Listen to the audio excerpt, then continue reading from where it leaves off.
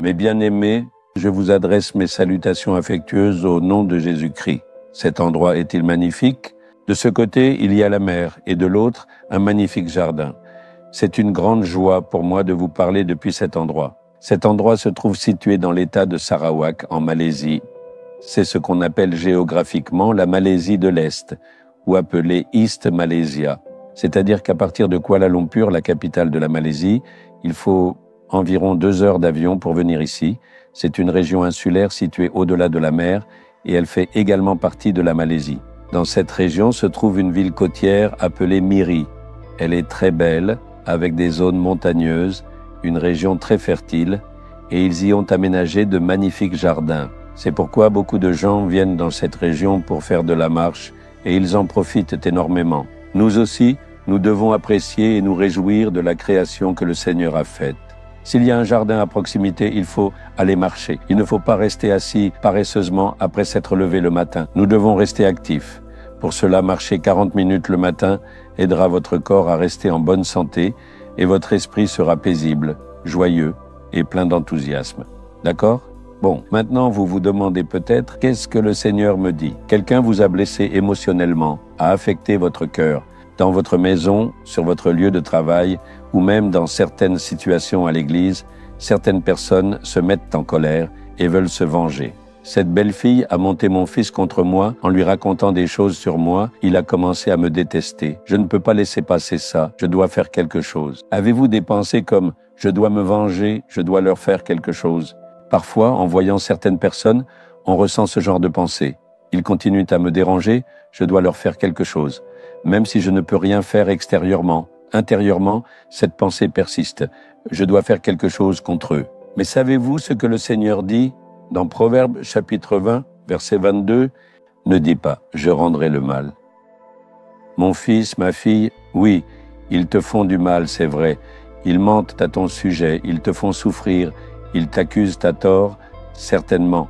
Ils te font du mal, ils détruisent ta paix, ils ruinent ton bonheur, ils ne te laissent pas tranquille.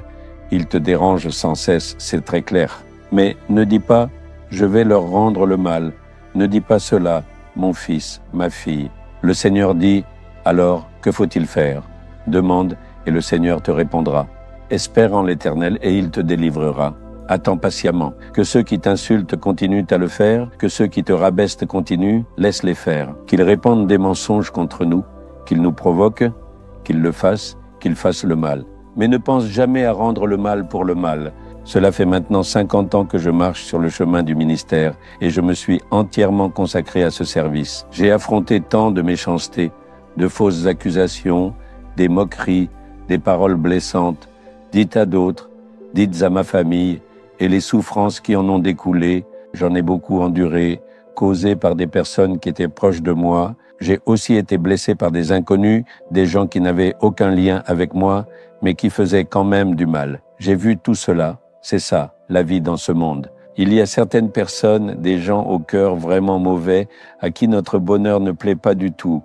Si vous êtes heureux, certaines personnes de votre maison n'apprécieront pas. Par jalousie, elles essaieront de détruire votre bonheur par malveillance. Certains ne supporteront pas votre progression au travail. Il vous parlera gentiment, vous dira bonjour avec le sourire, mais en réalité, il creusera un puits contre vous. Il propagera des mensonges à votre sujet et causera des ennuis dans votre dos. Regardez au milieu des discussions, ils diront louange au Seigneur à l'extérieur, mais à l'intérieur, ils attendent juste le moment où vous tomberez ou serez détruits. Des gens avec un tel cœur se trouve partout. C'est ça le monde. C'est exactement ce que nous voyons. Nous le voyons dans la vie de Jésus-Christ.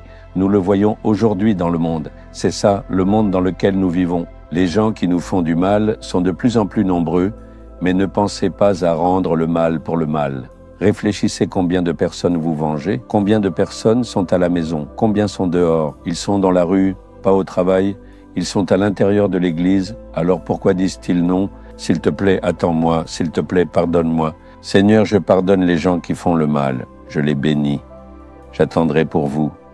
Vous me sauverez, c'est tout. Il n'a pas dit, je me vengerai d'eux, je les détruirai. Il a dit, je te sauverai, je te protégerai. Rien de ce qu'ils font contre toi ne te nuira. C'est ça la promesse. C'est ce que le Seigneur fait. C'est pourquoi, même si beaucoup ont voulu me faire du mal, le Seigneur m'a protégé. Ils ont voulu me chasser de Nahaloum-Avadi. Ils ont voulu que je sois détruit, que tout disparaisse. Ils ont dit que rien ne resterait, mais ils n'ont rien pu faire. Le Seigneur m'a protégé, il me garde et me guide. C'est tout. Pourquoi devrions être irrités contre eux? Nous ne devrions même pas avoir cette pensée. Comme Jésus-Christ, avec un bon cœur, disons « Seigneur, bénis-les ». Qu'ils soient bien. S'ils trouvent de la joie à me faire du mal, qu'ils le fassent. Au moins, qu'ils soient heureux comme ça et qu'ils s'en aillent. Pensons que toute la joie qu'ils trouvent à nous faire du mal est une joie passagère. Qu'ils soient heureux un moment et qu'ils s'en aillent. Pensons ainsi. Seigneur, bénissez-les. Donc, ne pensez pas que vous devez vous venger, rendre le mal pour le mal, ou que moi non plus, je ne devrais pas les laisser faire. Restez calmes, soyez patients, pardonnez-les, pardonnez sincèrement. Attendez le Seigneur, Seigneur, c'est à vous d'en prendre soin. Je vous aime, je vous attends. Dites-le, il vous sauvera.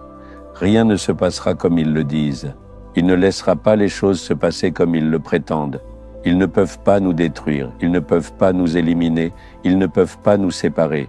N'ayez pas peur, alors attendez patiemment. Aujourd'hui, le Seigneur dit, si vous avez du chagrin ou de la colère envers quelqu'un, pardonnez-lui et enlevez cela de votre cœur, d'accord? Retirez cela de votre cœur, alors vous pourrez être heureux. Cependant, c'est ce que Jésus m'a enseigné. Nous devons marcher dans ses pas. C'est cela, la vie chrétienne.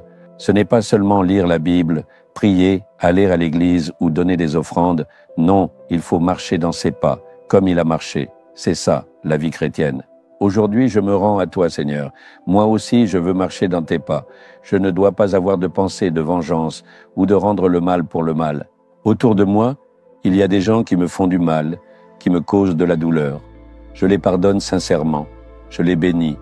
Qu'ils soient bien, qu'ils soient heureux. Je ne dois ressentir ni colère, ni irritation, ni désir de vengeance envers eux. J'attends patiemment en toi. Je crois que vous me protégerez certainement toujours. Au nom de Jésus. Amen, amen.